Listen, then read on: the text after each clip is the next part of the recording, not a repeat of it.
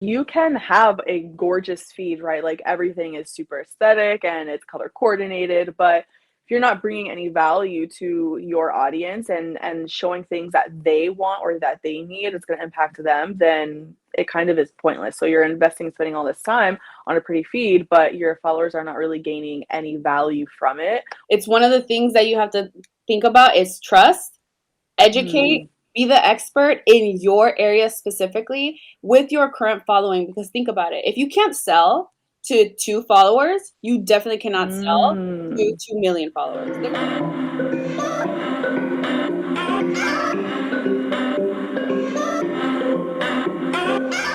Welcome to the Biz Talk Happy Hour, where we talk about money, side hustles, social media, so you can get paid even with a small following. There is such a common misconception about social media, and that's exactly what this show is about. We're gonna debunk all of that. So let's get started. Welcome back.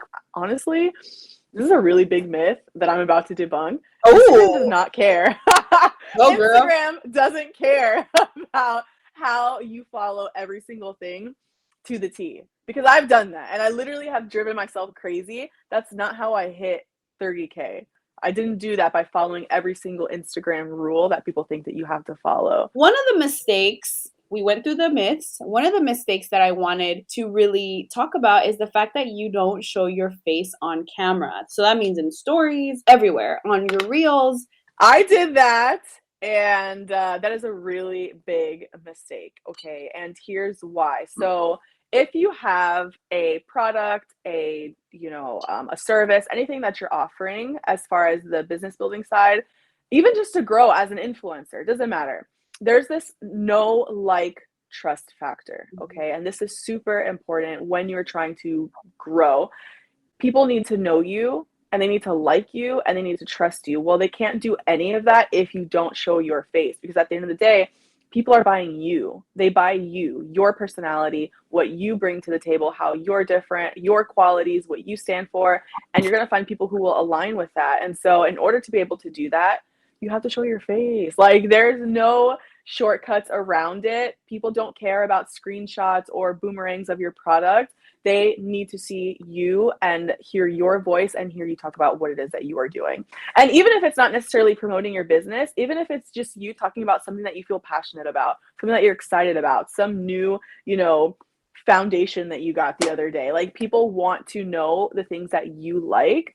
And I just think it's super important to make sure that you're showing your face.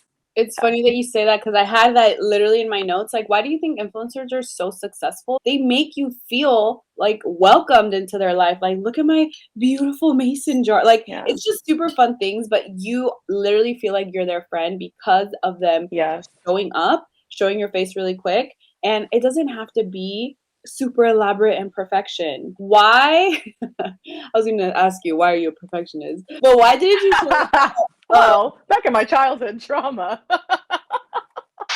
Alicia, when she first started, she was, so, we're healing of this perfection, but she used to be super perfectionist and she wouldn't show her face, not even in a messy bun when it comes to her stories. Why do you think that changed? I think it changed because what I realized really quickly was that I was not relatable because nobody does their hair every single day. Nobody has a full face of makeup every single day.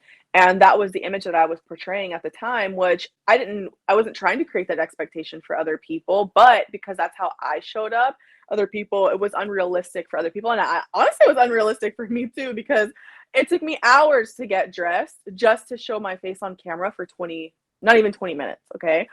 And so it was very unrealistic and it got tiring also. And I said, I want to be more relatable. I want my audience to know that I'm down to earth, that this is my normal, this is my reality. I don't have my hair done, all the time or my face done. And so I wanted to be able to connect with my audience on a different level. And I knew that me showing up being perfect all the time was not going to cut it. Tell me in the comments if this is you, if you need to get better at showing your face on camera because it is important. And I am the complete opposite of her girlfriend. I'm like, let me just, even when my lashes were all like all the way up here, I would still show up. But again, that just shows that no like trust factor that you Yeah. continue to build with your audience. So, what would you say to someone that is struggling with showing their face? So I would say that remember it's not just about you. It's about the people that you're trying to help and connect with. So we think that this is something that I struggled with is I thought that everybody was thinking, "Oh my gosh, look, she looks silly," or they're laughing or they're saying things like, "Oh my gosh, look how messy her hair is." No, we think that people care more than they do. And like that's just the reality of it. They really don't. Ultimately, it's about our message. It's what we're trying to share, what we're trying to help others with, or what we're trying to, how we're going to serve our audience. And so I think that taking that factor out of it helps prevent us from overthinking. And also just remembering like messy action is key. We always talk about messy action, and nobody can relate to perfection again. So it's unrelatable. And also just taking that messy action. Don't think twice about it. Give yourself this 3-second rule and just say, you know what? I'm just going to go for it and I'm going to do it. First, start off with one story, just saying hi. You don't have to explain yourself like, I haven't been on here in years. Like, no, just go on and share what you ate today just to practice. And if you don't even want to use social, you can literally just start recording yourself to practice Mm. on your phone. Like, there's so many different ways that you can start doing. Just do it no matter what, and just watch how much easier and easier it will get. Let me talk about the next mistake, which is relying on social media only.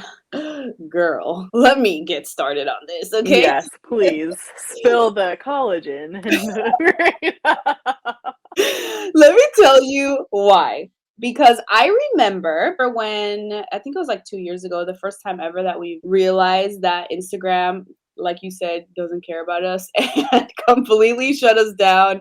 Nobody could use it. I think it was like a good 24 hours. Mm. Wow. That was the first time ever that I realized like this is bad. And I already knew that I had to build my business outside of social media only. But for me personally, I have been growing my email list for a while. It's been since 2017. I'm continuing to grow. And one of the ways that I grow is like giving them free things, free trainings, free PDFs, all of that stuff. And that's how I keep in touch with them. I email them every week. I tell them about our show. I tell them about different tips, mindset stuff. So that's what's been working for me. Now I know you do it Yeah.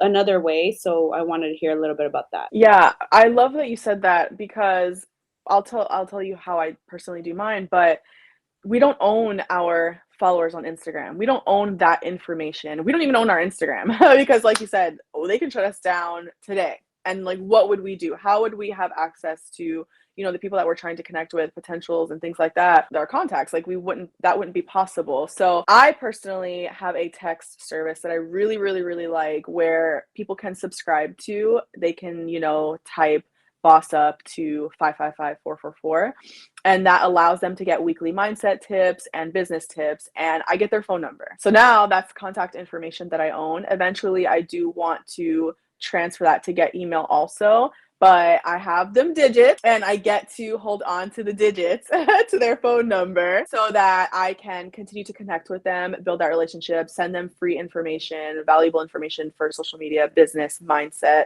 and all of that. And I think that you may not have not thought about it, or maybe you've kind of, heard about something, especially if you're on the online space. And pretty much you just have to take the leap to start doing this. Even if you don't even have anything free, you have two completely different ways of doing it, but it really is the same goal, which is start nurturing your audience, however that is. What do you think that they should send out? Like, what do you send out, like, for your texts? Basically, what I send out are like weekly mindset tips. So, what I want to start doing is doing it 3 times a week, where like motivation Mondays for how to grow your business on Instagram, like something that's going to get them pumped, ready for their day, excited about what it is that they're doing. And again, it's just free information, free information, free information. And then eventually it's going to turn in, hey, guess what?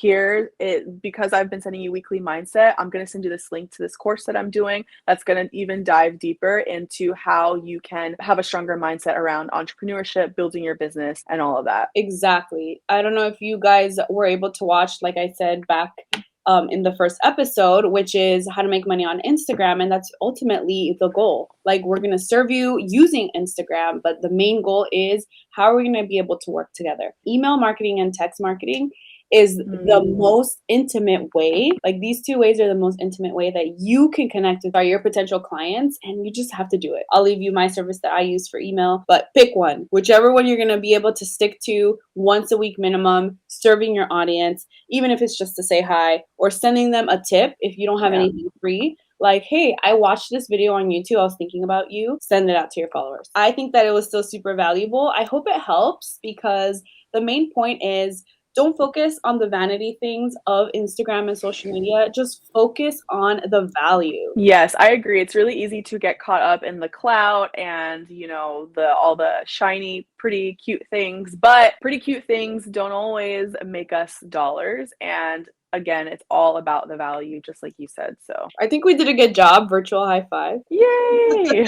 Yeah, Again, no, I need you back here. I was like, you're too far away. I know. Let me know in the comments what you're going to work on. So we will leave it there, and I will see you in the next episode. Wait, hold on.